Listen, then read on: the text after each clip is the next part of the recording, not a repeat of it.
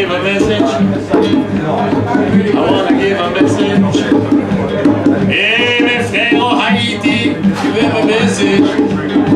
Ici dans mon quartier à Nantes, tu veux me message. Tout ce qu'on peut donner c'est la sympathie. Hi everyone, welcome to our gig.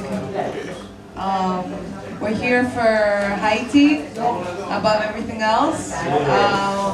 Haiti is, for all of us, an inspiration because she is, was, and will always be the first island and the first people ever to rise up against the slave masters. Like we all know, they're an inspiration for freedom to everyone. Before slavery was even abolished in the West, the Haitians rose up and kicked out the British and all the colonialists from out of the island before they could even fathom the concept of anti-slavery and abolition.